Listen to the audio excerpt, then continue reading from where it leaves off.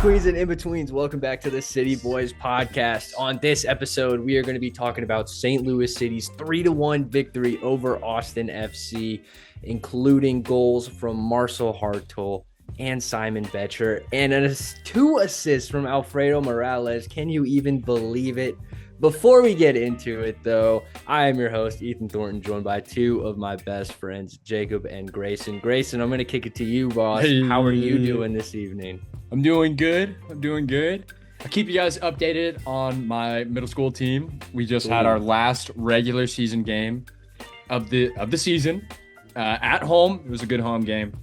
Another disappointing scoreline, but I think we had a good showing.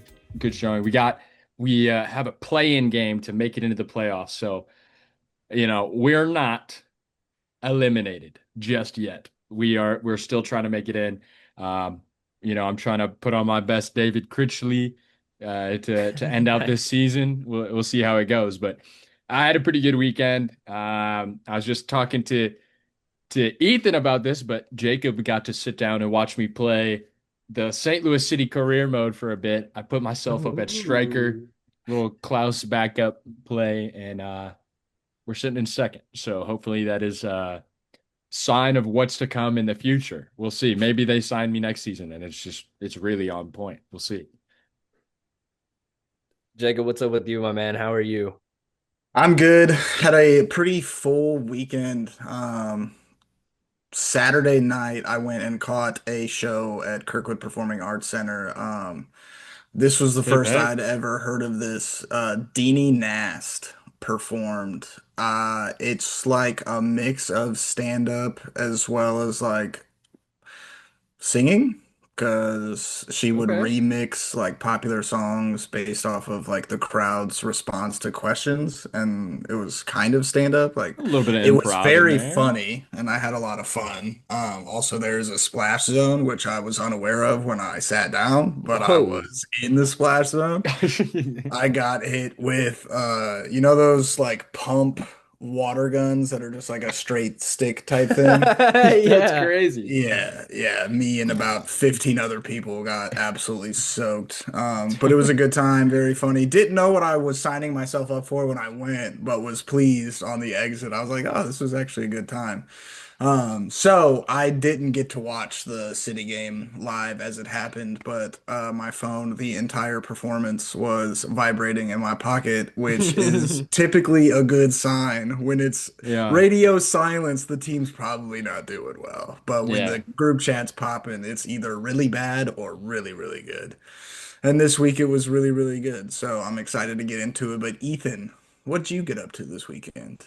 Brother, man, it was a fantastic weekend for me. This weekend in Louisville, the St. James Art Show was in town, which is one of the better art shows in the region as far as I'm concerned. It brings out artists from all over the country, and caught myself some art. So, just feeling a little bougier than normal, perhaps. On top of that, mowed the lawn. So some real homeowner activities took place this weekend. On top of getting to watch a St. Louis City W with a delightful cocktail this weekend, a nice fall themed apple cider based cocktail. Did me just right for this game, was the perfect complement to a St. Louis City victory. And guys, it was a great one to watch. I can't lie, there were spells of this game that were a little bit boring. I think in between our first goal and the Austin goal, there was a bit of a lull, but it came away very exciting, very happy from this match. I think there were a lot of good performances, and well, truthfully, I've been itching to get in. I wanted to go get on Instagram Live after this game ended. This is how good I was feeling securing 3 points on the road against Austin. Unfortunately, we don't have 1,000 followers on Instagram, so we can't do that from our account. So please follow us on Instagram so we can go live at any time. Other than that, I was just itching to break it down with the boys. So are we ready to get into it, fellas? Let's get after it. Jacob is going to hit us with the lineups for this match day. Let's go.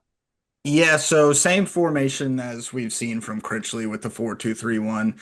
A slightly rotated side, which I think was to be expected with us being officially mathematically eliminated from the playoffs, but not too crazy of a rotation. Well, I guess Roman Berkey starts in net, Of which course. isn't surprising. I think this could have been a good game to get Ben Lunt in there, give Roman Berkey some rest, but really not upset to see Roman Berkey in between the sticks ever. Going across the back four, Thomas Tallon at right back, he had a hell of a performance. Kessler came in to play center back next to Falu Fall, and then Conrad Vollum at the left back position. And then the holding mid pairing of Chris Durkin and Alfredo, almost man of the match, Morales. Whoa. An Yeah, upgrade. An upgrade. Okay. I Good didn't times. say I didn't say what I wanted to say, but There he was able to drop the two S's from his name with two A's. You know what I'm saying? we go. There we go. Celio Pompeo gets to That was start out good. at left mid. Marcel Hartle with a man of the match performance and a brace in the center attacking mid role with Jung Bin Son out on the right mid and none other than Zhao Klaus at striker. We did get four subs in this match. Brennan McSorley came on. Mackay Joyner had come on, both of them with pretty good chances towards the end of the game. Simon Betcher, no longer on fraud watch, comes in, bags a goal. And then Thomas Ostrick also with a really, really good chance to end out the game. And those would be our four subs for this match. I'm going to kick it to Grayson first. Since you watched the match, I didn't see it live. How did you feel the starting 11 fared in this game? Scoreline, Yeah. take the scoreline away. How did Right. they? Yeah. Um, for the beginning of the game, I thought it took us a little bit of time to grow into possession. At first, it seemed like Austin's press was kind of working pretty well and forcing St. Louis to play around the back. And honestly, I was a little worried because we didn't look super confident at the beginning of the game with our passing out of the back. But Kessler made a big step into dribbling himself into the midfield, beating that initial press himself on his feet. Falu Fall grew into the game with his impressive passing in this game. He actually he gets a hockey assist in this game with his passing into Alto Alfredo. So I was pretty impressed with this lineup. I know there was Leuven is missing out. You know, he gets to spend time with his family. It's much needed. So I'm glad that the midfield was actually able to compete in this game. It was a pretty solid performance to start out the match, and um, you know, started slow, but we really built into it, grew into it, and took over. I have a comment on the lineup. What you got? Okay. And I can't lie, I felt like before the game, I had to eat crow. And so I wasn't very happy about the lineup because Devin Padelford gets on the mic in the pregame press conference and he's pretty expressly asked if he would like to stay in St. Louis. And his response is that he's open to anything. The time for that kind of decision will come when it's business time, most likely in the offseason. But based on his response, it seems very positive and like he is willing to stay in the lineup and contribute in a positive way toward our success. And where do we see Devin Padelford going into this game? On the bench. I was shocked. I was shocked. I was very glad to see Thomas Totland getting a start. I think that he played well and did well with the minutes that he got.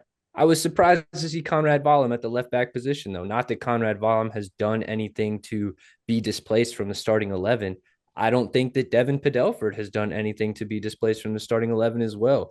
Jacob, you've advocated for our purchase of Devin Padelford, and I am on the same page as you with that. I think that he has contributed to our success in the back half of this season.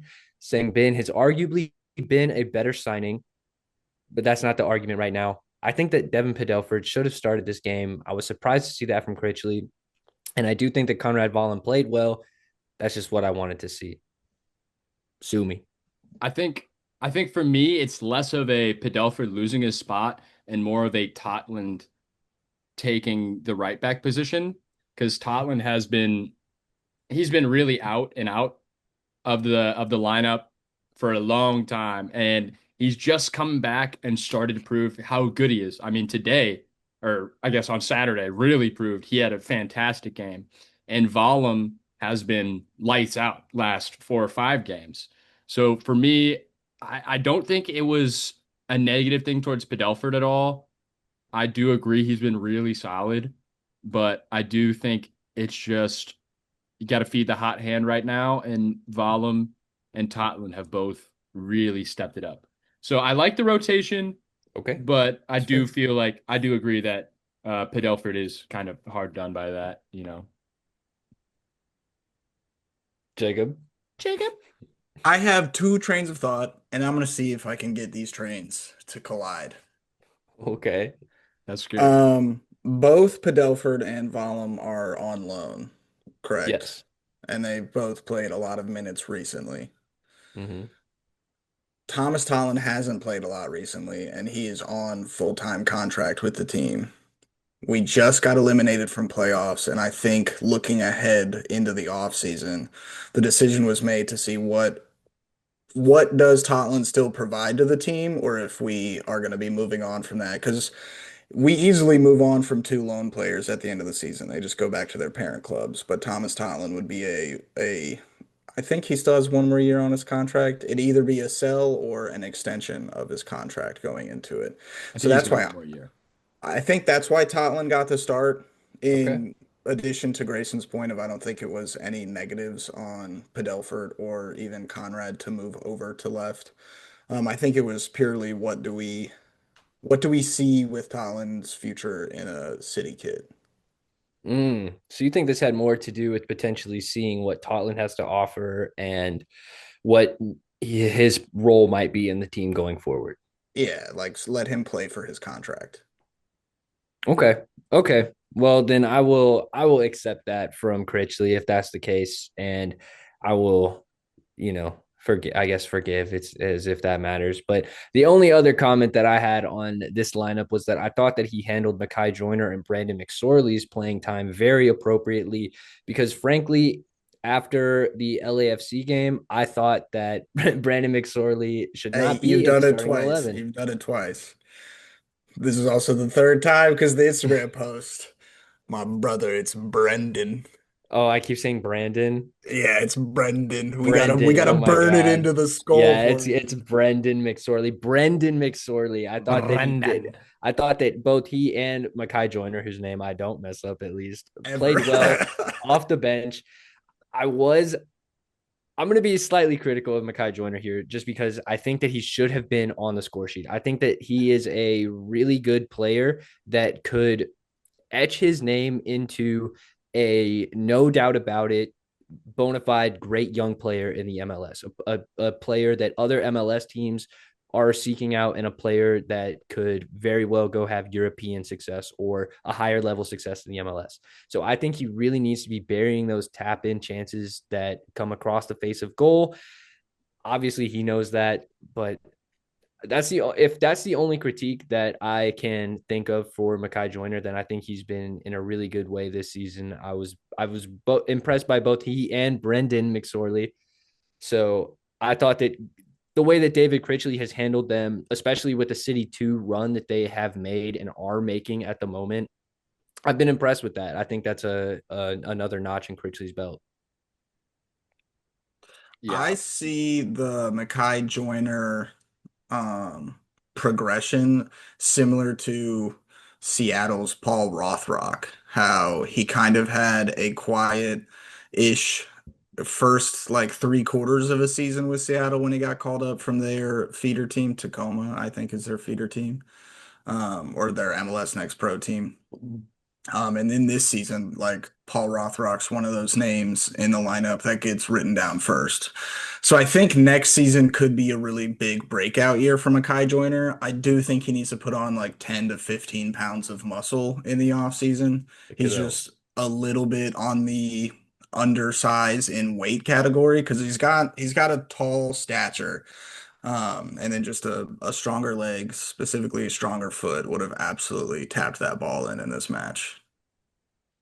Just lock that ankle, see it Yeah. home. And the commentator made a good point in the moment that he was trying to show it to the far post instead of just hitting it, like redirecting it straight on goal. But that's all I want to see from Mackay Joyner is his name on the score sheet.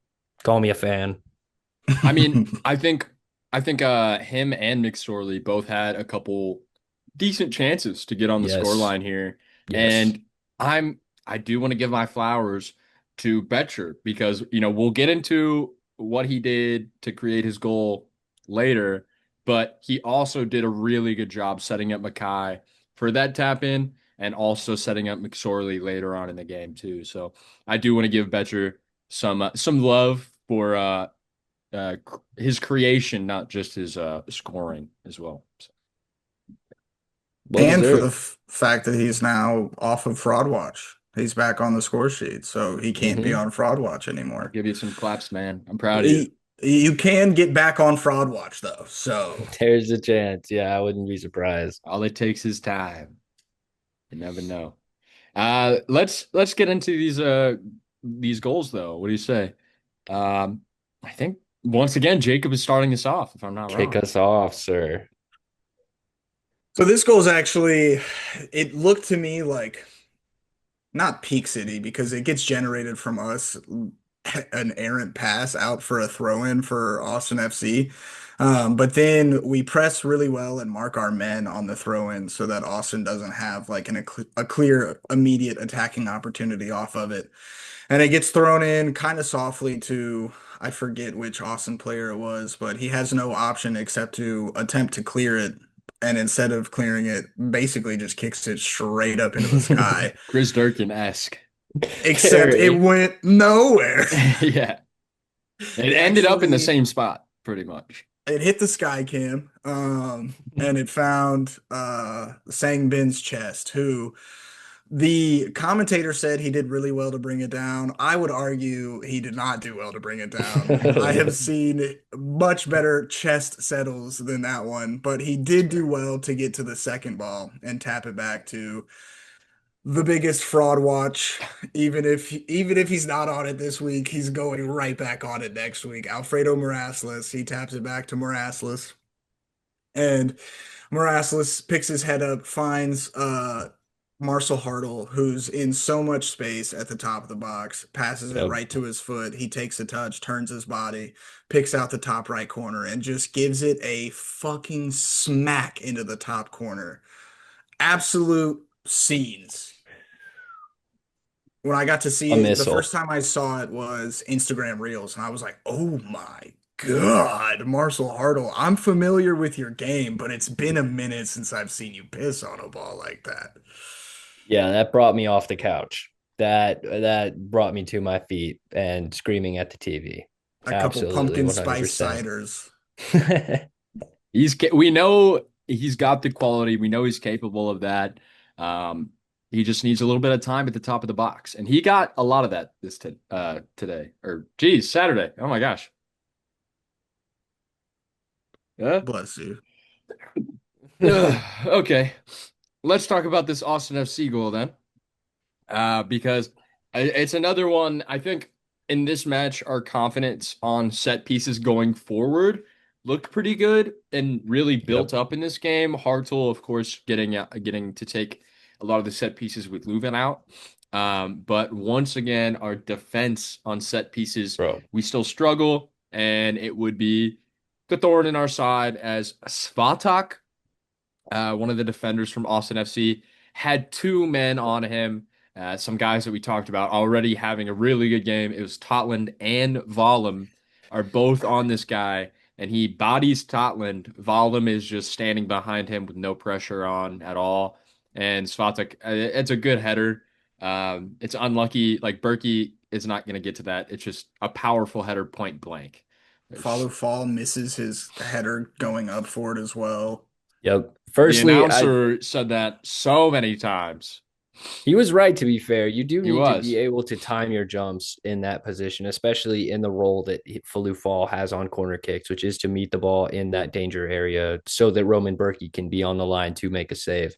For me, though, this goal, it was a good header from Svatok. I do want to give him the credit because he does jump very strongly to win this header. Being pushed Very, by two very people at the same time as well. absolutely, like, yeah, he was under coverage and Falou Fall jumping in front of him as well. So the look that he gets on this ball is extremely last minute. From a St. Louis City fan perspective, though, this was I was livid seeing this goal go in the back of the net. What do you mean that both of our outside backs could not contain one person and not even really jump to challenge in the air? I mean, Volum jumps basically after the fact, as if the ball had not got to Svatak's head, and Totland doesn't even get off the ground. Embarrassing stuff to watch back. The commentator's right. Flue Fall does need to time his jump better. To me, that's this goal still does not fall on him. That was such a bad pun. I'm sorry. This goal does not fallu on fall. To me, this is our man marking on a set piece. Once again, I feel like a broken record the amount of times that I have complained about this season. And Grayson, you're completely right. Going forward, we look dangerous on attacking set pieces. I feel like that Hartle has really dialed in the set piece, the set piece meter. He hits it well 99% of the time now. Our defending, though, has got to be some of the worst in the league. I know Celio almost got on the end of one of our set pieces, a little cross that came across the box, took a couple heads, bounced out from Klaus, and Celio sent it just over the crossbar. Could have been our second goal. But let's talk about our second goal, because right before halftime, we're talking 44 minutes now, like we're getting to the edge. Klaus storms down the pitch, takes his time, takes the space. He lays it off to Celio on his left. Celio tucks inside, hits a nice low pass directly through the defense, straight to the penalty spot. Hartle, with the touch of class, taps it twice with the outside of his foot. First touch takes him around the defender. Second touch takes the ball around Stuver to the bottom right corner with a little touch of a Travella. It's soft, but it's perfect placement. It's just pure class from Cello on this one. Man of the match, man. I mean, not much to say over that. Great pass from Celio in the box, and Hartle, he was just clutch that day. Yeah, his first goal had me screaming at the TV. This goal had me like, ooh. It was so clean, just that touch of finesse, the composure and confidence to do that in the box when someone's sliding at you and the goalkeeper is 3 yards in front of you. I mean, that goal is what made me comment that he is a top 5 player in the league under Mr. View's post, because I genuinely believe that Marcel Hartel is a top 5 player in our league. Yeah, I was going to touch on that as well because it's performances like this one that make me really confident in him being a DP level player for our team and in this league. The only, I guess, takeaway or negative takeaway from Hartle this season is the lack of consistency of these high-end performances where he's getting on the score sheet once, let alone twice, and with two magical goals. I I do agree. I think he's been consistent in other ways, though. Yeah. Like he's been consistently healthy, consistently getting like at least a 7 rating. Like I actually don't remember the last time Hartle had, I guess LAFC, but under like a 7 rating. I haven't seen his name with an orange number next to it in quite some time because he's been really solid. Even when he's not scoring and assisting, he's creating those chances. He really is one of our best players. I will say, to Jacob's point, I think that is what sets those elite top class players like Evander, or I guess you can even say Messi now, since he's in the league, just apart, is that ability to have consistent score sheet appearances and be true game breakers in that way. I think that Hartzell has shown signs of that, which is why I will ride for him and say that he is a top 5 player in the league. But I do see how objectively numbers might not back my argument up. I do have some numbers on Hartle, but let's talk about the rest of this game first before we get into that. Yeah, let me just quickly get through Simon Betcher's goal, because this one for me it was it took me off guard, frankly. You could tell that the game was winding down. I saw a lot of heavy legs out there, and Alfredo Morales would pick it up right inside our attacking half and pick out Simon Betcher with a dot. He puts it right on Simon Betcher's chest, who brings it under close control, potentially better than Song Bin's touch that led to Hartle's first goal. And he would take it with class and chip Brad Stuver into the side netting. Really good, maybe a little chaotic finish. Not the prettiest chip goal you've ever seen, but one that hits the back of the net, the nail in the coffin goal that would get Simon Betcher onto the score sheet and give Alfredo Morales his second assist of the night. Class performance for him one time. I will acknowledge it. And good for Simon Betcher to get on the score sheet late on. I was impressed by his cameo role. I wasn't expecting much when he came on for Klaus. Honestly, I was expecting him to be somewhat of an outlet that maybe he can take a chance and get higher up the field, maybe alleviate some pressure for us. But no, he was ultimately the, I would say that, like I said, nail in the coffin. He finished the game, the dagger. I felt good about myself because I did text the group chat right as Betcher got subbed in. I said I have a good feeling about this kid tonight. He I did. got a good feeling about this kid, and he proved me right. He came out. He really impressed me. I was very happy with him. This doesn't mean he's starting over Klaus, but No. he can definitely come off the bench with a little bit more time. You know, give him some time. He's earned a second look. You know, he's doing good. In every Betcher, like solid Betcher performance, it's come with a lot of space on the back line that he's able to run into. When we've tried to use Betcher as like that target forward that is the system when Klaus is on the field, that's not his bag. That's not his game. He can do a job, but it's not his best performances. His best are passes out into space that he runs onto, or even over the top, because he might not be the fastest player on the team anymore, but he still is pretty rapid. And this was one of those occasions, like specifically this through ball, just giving him an opportunity to go one-on-one with a goalkeeper and then a pretty clean class chip. He's got that in his bag. I think that's either his second or third. I think he's only got a couple goals this season, but he's known to chip a keeper. He'll chip a keeper.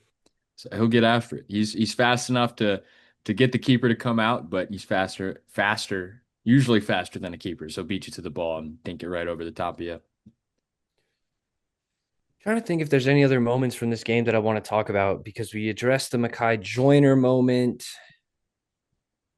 Actually, I do have another moment because it doubles down on my annoyance on our set piece defending because I think the corner directly after the corner that Austin scored from, so their next corner kick, Zuni is free on the top of the box and puts it just wide of the post. I think it was like maybe a foot wide. It wasn't on goal, so it didn't force a save out of Roman Berkey, who I believe only had to make one on the night. Oh, he did. I know Still, he only made one. so I think the only other shot on goal was their goal from Svatok. So good night from Berkey, all things considered. Just we have got to dial in that set piece defending for next season. I think that cannot be an area that continues to hurt us. Yeah. That's I, all I I have. think set pieces recently have become such a big topic in soccer. Uh, it's a big trend right now thanks to Arsenal's success last season with their set piece coach. It seems like they could only score from corner kicks and that trend has really picked up. Of course, the long throw trend has really picked up. So I do think that St. Louis does need to take some time out of training and work on some set pieces, both offensively and defensively. I think we look dangerous on offense, but I would love to see some goals. Like I feel like we haven't capitalized on those. I know that Alex Langer, the goalkeeper coach, doubles as a set piece coach. So I think they just got to work that defensive side a little more. Yeah. Berkey knows what he's doing. We can focus on set pieces a little. Yeah, I was gonna honestly say let Berkey be the defending set piece coach. Let him tell you where he wants the Yeah, he'll defenders. tell you where he wants you to go. Um, Much let's easier that way. Before we get into our points, I do want to circle back to the Marcel Hartel conversation. Because in my mind, I think he's really turned around his season in terms of output. He's delivering on that DP title now. Like you said, I wish it was all season long because he probably could have doubled his goal contributions.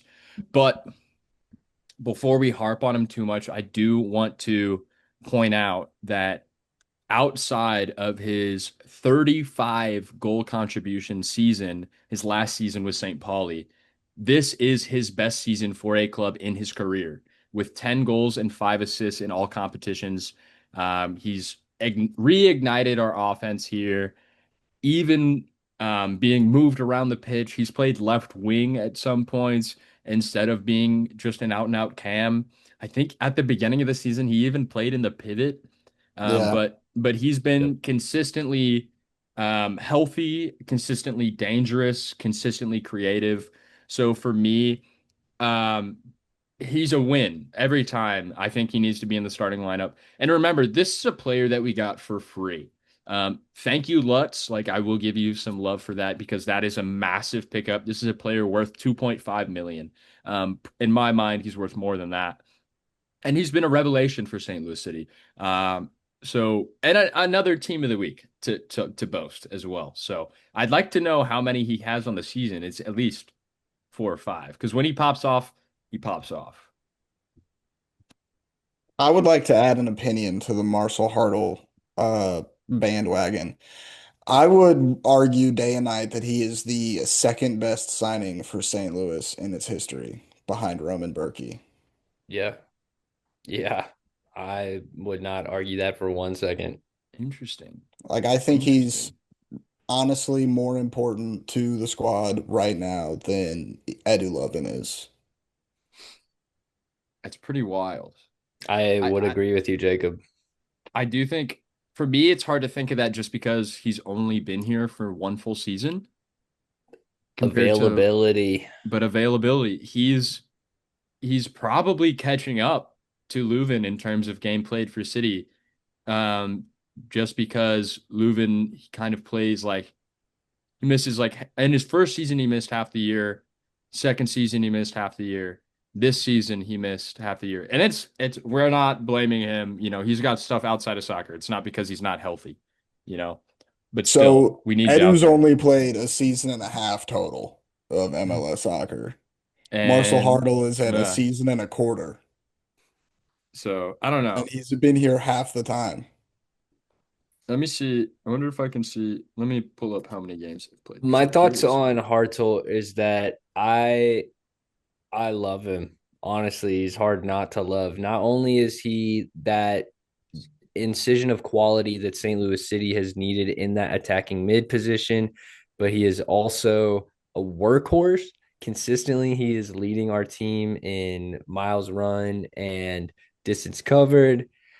On top of that, I don't buy into the efficiency conversation where people talk about them wanting him to run less. I think that he is running the right amount and demonstrating that he wants to run for the team. We're at I think 71 matches for Edu Leuven and 48 matches for Marcel Hartel, if I'm not mistaken. My math might be a little off there. This isn't a math podcast, The opposite of that. but pretty close. He's Hartel's working that. He doesn't miss a lot of games. Okay, that's the point. I But wonder what the goal contribution difference is. I can pull it up. I was just That's looking at it. that would be an easier number to look at. All right. So we just talked about in terms of Marcel's got 15 this year, he's got 15 on all comps. He had 10 in 13 last season. so 25. Leuven has 5 goals, 3 assists this season. So that's 8 plus 11 plus 8, 19, 17. He had 29, he went 7 and 10. 36. So 36 to What was Marcel's 28?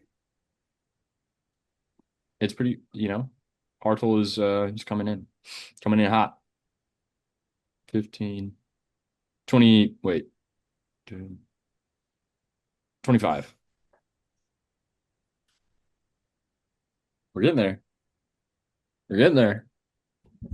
Either way, I think we're a better side with both of these players in the starting Yeah. 11. Yeah. So, whatever, whatever. This isn't an attack on Leuven. We're just comparing. Okay. No one But feel some type of way, please. if you had to build a squad around one of those players and you don't get the other one, which one are you picking?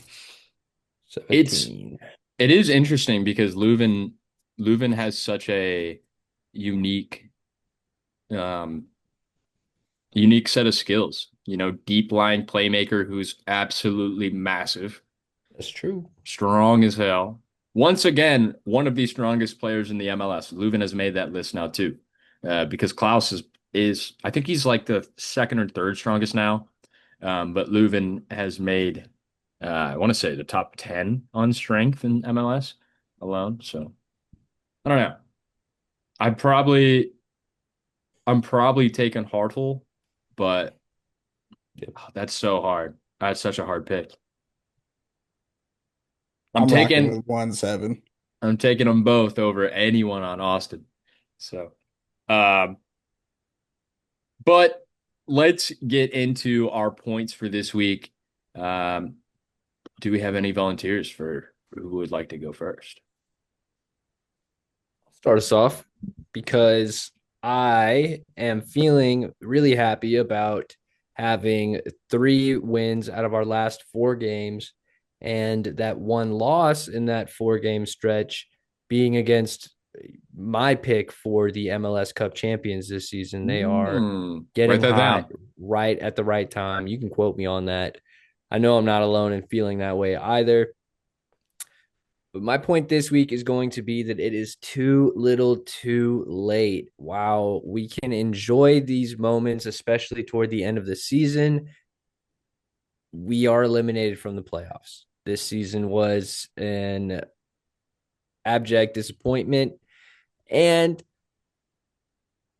it's kind of for naught. I really agree with David Critchley's comment that he wishes the season would go on and keep going. And I wish the regular season would too. But unfortunately, the season kind of will go on with the teams that are in the playoffs because they performed well enough to continue playing in the offseason.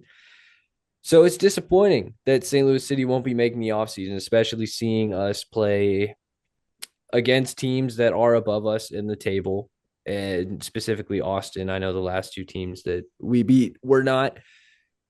It's just too little too late. It is a nice cherry on top for the season that we will mathematically finish above Sporting Kansas City. It just ultimately doesn't mean that much when we are both trash. It would mean a lot if that were the case and we were in the playoffs and they weren't.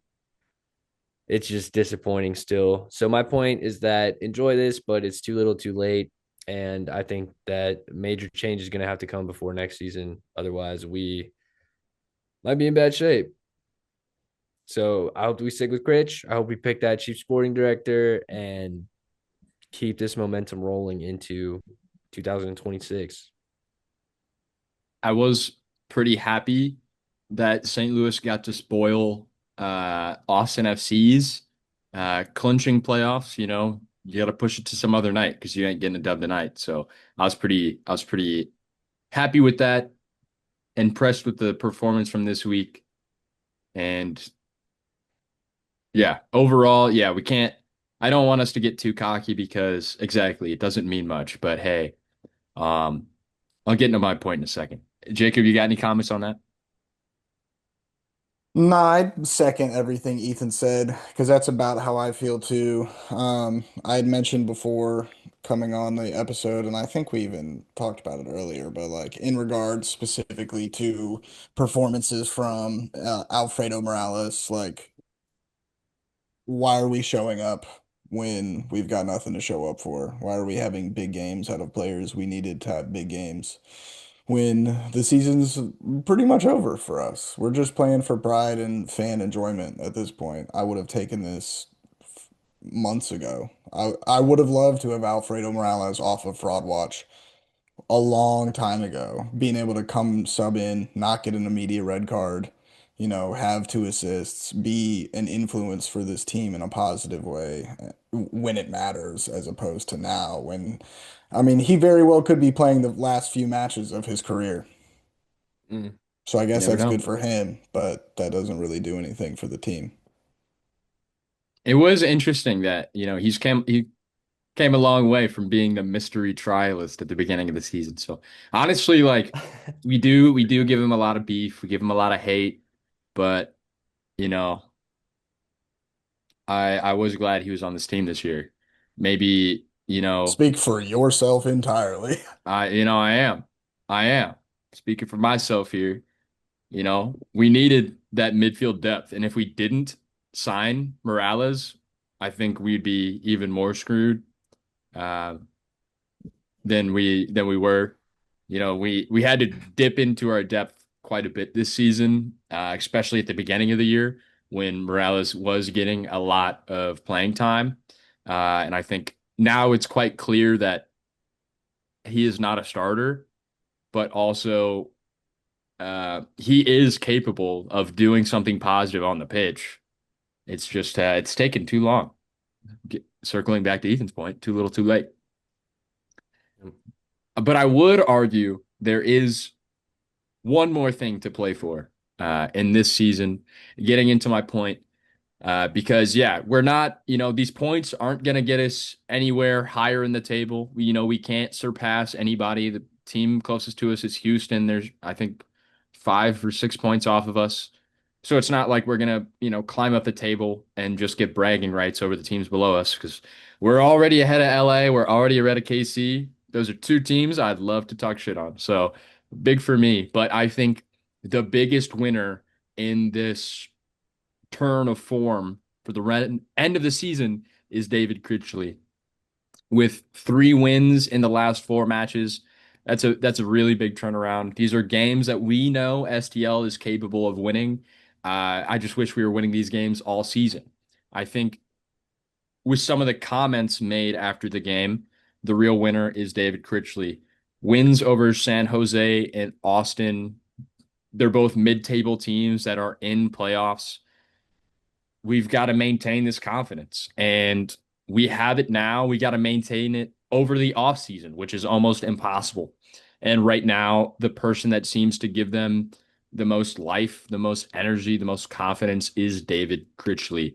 In a post-match interview following the game, Marcel Hartel had this to say about the interim head coach. This is quote, "We still have something to win for our coach. The whole team plays for him. We try our best to make the decision to hire David Critchley easy, but ultimately it's their decision." Skipping ahead, skipping ahead. He compliments Alfredo. At the end of the quote, he says, "We feel it on the field. We know exactly what David Critchley wants from us. It's sad this season is coming to an end. We want Critch to get the job." So that's pretty darn clear. That's like we said earlier, this is one of the biggest endorsements from a player we have seen about a head coach, especially a player of this caliber.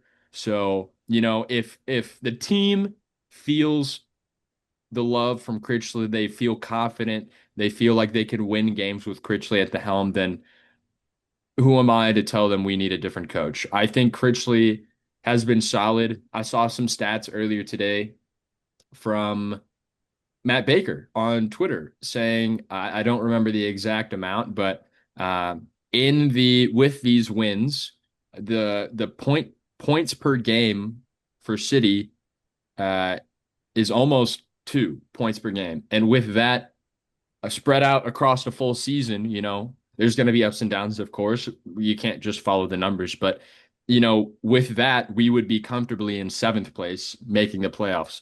So David Critchley has definitely brought some life into this team offensively. Defensively, we're still struggling, but we're starting to lock it down. We're having a consistent back line. The team's consistent. He I mean, Conrad Vollum knows what position he's going to play, which is absurd. He's played like 6 or 7 different positions this season. So for me, it definitely has started to sway me into signing David Critchley as our full-time head coach. And I want to pitch it up to you guys. I know we had talked about this a couple weeks ago, and I think my point was I think he should be in the conversation. I honestly think this dude it it's gonna have to be a really good head coach for me to sway. Because I think David brings a lot to this team, and I'm excited to see what he can do with a full season under his belt, to be honest. What do you guys think? I'm gonna endorse him. From my own personal fan perspective, being a fan for the last 3 years, I guess except for Carnell year one, or honestly, like the first half of year one, David Critchley for me gives me the most confidence in our team going into each match. I didn't feel very confident under Olaf Ball. Um, Hackball was cool, but we honestly didn't really know what we were going to get from the team coming from Hackworth leading them. And Critch has won my confidence and trust over in these last couple weeks since the last time we had this debate on if we think he deserves the job. I think it, in addition to that, it goes back to the point I'd made earlier in the year about consistency from a leadership standpoint. And if the boys are wanting to play for him and fight for him, keep that consistency going. Don't switch it up and then have us start all over again in year four. Yeah, yeah. Well said, Jacob. Don't break the chain. Just keep if it ain't broke, don't fix it. And it seems to be working with Critchley. The guys are fired up for him. They have something to play for. And some consistency would benefit this squad quite a bit. We could see a major overhaul in the winter. So I think that plays some kind of role in the hiring of David Critchley and whether or not I think he will get the job will be the squad that he either builds himself or inherits. So yeah, I'm with you, Jacob and Grayson. I think that Critchley's the right man for the St. Louis City job. Hearing his City Voice podcast, just hearing his story and how he got familiar with St. Louis City. He started as a coach at Lou Fuse, getting his coaching license. So he knows the game from the ground up here in the city. And I think is someone that really wants St. Louis soccer to succeed. So I want to see him at the helm. I think that he is someone that could inspire a lot of St. Louisans to play the game of soccer and clearly someone that is in love with the game here in St. Louis. So yeah, I want to see Critchley take over next season. It's fire. That's fire. Well, any other points for this match day, or should we go ahead and move on into a great segment? I'm not gonna say its name. Okay, fine. It's time for Kit Clash, baby. We're back. We're back. And we have already rated Austin's away kits earlier this season. If I'm not wrong, if I am wrong, that's on me. But so today we're going to be rating Austin FC's home kits. Very, very similar to Montreal Impact, just a little color difference. Okay. So for me, I actually do like this kit. I think their colors are great. I like the vertical stripes. I've always been a fan. I think this kit is pretty solid. It's a little basic, but it's pretty solid. I'm going to give it 7.4. 7.4. That's 7 all right. 4. That's all That's an right. all right rating. Yeah, Grayson, for me, honestly, I think this is a step down from the barcode kit that I roasted so harshly last season. I have now that it is lacking details, I wish that there were more. And you're right, there is a simplicity that is beautiful, but for me, this is not it. This is just basic. I don't love this template. And so for me, that takes it down a bit. I'm gonna go for a 6.5 on this Austin kit, which honestly I'm really surprised by because I love that color. I wish that we saw more of it in soccer, and I think it complements the pitch very well. So I'm disappointed by this kit for Austin FC. They've had some real heaters in their time since joining the MLS. I'm going to go for a much lower than normal 6.5. Yeah, God. I'm in the same boat as Ethan. This kit doesn't really do anything for me in either direction, and I think that is because it's just a simple, basic kit. Um, I also love green as well. Green is a solid color, and we were talking pre-pod that their cream kit would go hard for St. Patrick's Day. This kit would not go as hard for St. Patrick's No, Day I for wouldn't. me. So would you go 6.5? 6.5 for me. Yeah, I'll be right there with you. 6.5. I'll meet you there. And gentlemen, seeing as this was the final run out for the Confluence kit, should we should we say goodbye? Oh my God, I didn't even think about that. We probably, based on the MLS rotation, we might be getting a new away kit. And I gotta say, this Confluence kit was so good. For me, I thought it was so fire. I own it. It's one of my favorite kits I own. It's a Joao Klaus kit. It's so tough. I'll be getting mine on sale when we come out with our new ones. We're clean as hell. I definitely thought it was an upgrade from the season one away kit Yeah, by a long shot. Um, I think I think the Confluence kit is our was our base for this season with the perfect 10. yeah. And I just want to reiterate, I it's do love it. still a I perfect do. 10. Still a perfect 10 in my book. We say goodbye to the Confluence kit. Damn. Goodbye. MLS, y'all better come out with a heater. Y'all better, I don't know how you're going to top this one, but it better be good.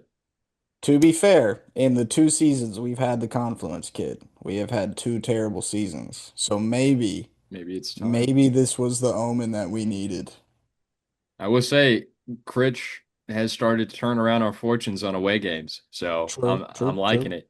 I'm liking it. Give us a kit that Critchley can build in. Let's go. Let's see. Okay, Kit Clash. That's a knockout right there. Let's Yeah. move on to our, I forget what we call it, preview. A preview of our next A opponent. preview of our next opponent. Um, who are we playing? Real Salt Lake. Real Salt Lake. The real Really Salt salty Lakers. lake. The It kings is of a the pretty Lake of salty Salt. lake. I haven't been. I want to go to the Salt Flats so bad, but I mean, Utah is a beautiful place. Beautiful place. I drove past the stadium a couple times. Uh, it's kind of a weird spot for one, but it is pretty. It's very pretty. It's This like one's at home, correct? It'll be our this is final match of the season at at a home home game. and not next weekend. It's actually in 2 weekends. I'm gonna just assume that I will be there. If it's a home game, last game of the season, I'm gonna be there. I'm gonna make it happen. So no one asked me to do anything that weekend. Please. I'm gonna just say no. I feel pretty good. I know. So we did lose to Real Salt Lake RSL earlier this season. It was a 3-2 humbling. I believe it was also at home, maybe away. I don't even know. Probably But way. it was a 3-2 loss. We had once again a theme of our most recent matches. The last time we played them, we had nowhere near the powerful starting lineup that we have now. And I feel a lot better about our team going into this one. But I will say, RSL really taught us a lesson because they did not have Diego Luna. They were missing their main man, and they took us to school. I think some important things to note from that match specifically was Klaus scored and Yarrow scored twice. One for our team and one for their team. So maybe let's just keep Yarrow off the pitch for this one.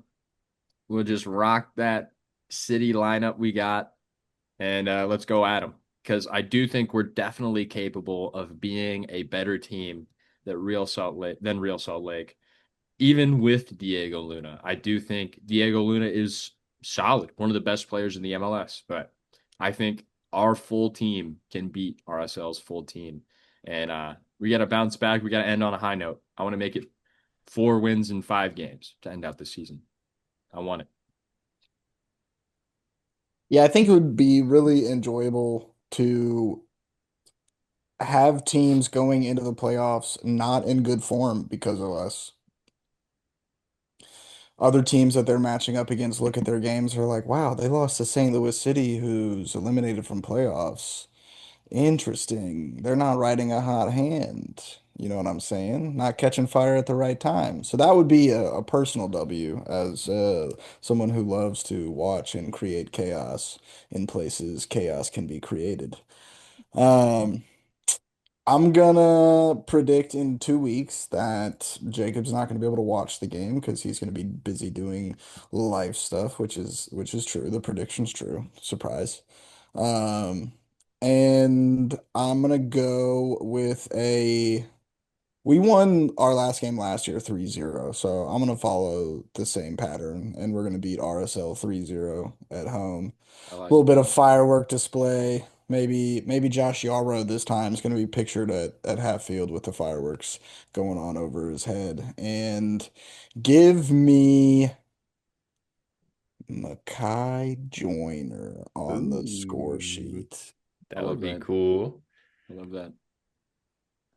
I don't know, guys. I'm honestly feeling good going into this match, but with the context that RSL need a victory to secure themselves into a playoff spot, I would anticipate a side that's going to throw everything in the kitchen sink at us. So I don't know exactly how this match will play out, but since it's the last game of the year and since it's at home, I'm going to go for a St. Louis City victory. Oh And hell I'm yeah. going to predict that Marcel Hartel keeps his crazy scoring form going and the boys go all out themselves and secure a 4-3 victory for Damn. a 7-goal thriller Dang. at Energizer Park to That's conclude St. Louis City's season that's a shout. That's a shout right there. and then go straight into a 5K the next day. I I'm gonna say that we win this one 3-1. I do think we're gonna match our goal tally from this week. We're gonna have one real late to really shut him up and finish out the game. And I'm gonna say the goal scorer is gonna be Song Bin. Um, It's a good pick. he's gotten pretty unlucky recently, and I think he's dangerous. He's so dangerous. He's got to get one. And 3-1, it's gonna be good. It's gonna be a good game. I'm feeling good. Oh, geez. I hate that this season is over, but Yeah, I was gonna say it's kind of crazy we're here it's been a long one. It's been a at long the one. end of the season. It Our has. It really yeah, has. a For those of second you who don't full know, I've season. lived in 4 different homes throughout this MLS season, if that tells you anything about the length of time that this Uh, MLS season has been. Pretty wild. Exhaustive round trip from Jacob. Yeah. Yeah. Gents, I want to wrap up this episode and get into grab bag a little bit Yep. quickly. So I'm gonna rip mine quick and say that I'm very excited for the 5K on October 19th. I'm signed up myself going for sub 25-minute 5K. Wish me luck. But a big highlight from that day is going to be the City 2 playoff game. I highly, highly, highly recommend getting your butt in seats, especially since it'll be at Energizer Park. The opponent is to be announced, but I will be there, and I hope to see all of you there as well. Hell yeah. Hell Let's yeah. get let's get 10,000 fans in there for the playoffs. Let's sell it out. Let's sell A it out. specific request from me to all you City 2 players out there going into the playoffs. Win the first one. so I can see the rest of them. Because I won't even be in St. Louis the weekend that all this is taking place. I'll be in Columbia. Yeah. My friend is having her white coat ceremony, so I'm really excited for her and excited for that, and it's something I can't really miss. So, win the first one so I can be there for the rest of the run. That's fair. Those are both really positive. I wish my grab bag was a little bit more positive. It's not negative. It's not great. I know we've had this discussion many times, and I don't want to get into the blame game of if STL should have sold Anthony Marcanic, but I LOL. do want to point out that Marcanic has 10 goals this season, finishing with a brace against Kansas City. So thanks for that. He's still got some STL dog in him. But I mean, mostly headers. He's got a couple rockets as well. Like, I'm happy for the kid. He may not be in City Red anymore, but um, and he has scored against us. Twice. That was rude. He won the game for Minnesota there. So don't do that again. Otherwise, I will have less love. But for now, since you scored on Kansas City and you had a breakout season, I'll clap it up for you. I'm very happy with where we sit right now with our wingbacks. Once again, got to show love to Totland, Vollum, Paddleford, and even Orozco. Orozco, we haven't seen him in a long time for City, but he came in from City too, and I really liked him. I think Horn put in a shift in the first quarter of the Horn, season. we miss him. I do miss him. I thought he was so good. He fit the City. As soon as he came in, he was liking our DMs. He's a man of the people. Okay, so I love him. He did score for his new team a while In ago his debut. in his debut for Rapid Vienna. So I am keeping eyes on him. So I'll let you guys know if he has anything notable happen in his season or career or whatnot. But I'm feeling good about St. Louis City. So I just want to show some love to some guys that have come through our doors. Hey, congratulations to Carnell and to Philadelphia and Indy. Indy for winning Supporter Shield. So For Shield. real good season from them. So. Who would have picked them to win the Supporter Shield? Absolutely no one. So congrats to them. Yeah, solid, solid. I'm wondering to see what Carnell can do in the playoffs because his playoff record ain't so hot. 0 So and 2. we'll see. We'll have our eyes on you, buddy. So make Um, make us proud. Final grab bag. There was a pretty high level individual at the most recent City match in Mauricio Pochettino in the box Ah, with Diego Gigliani. And Grayson and I, since we live together, we got into some personal debate on whether or not he was there as a potential sporting director candidate.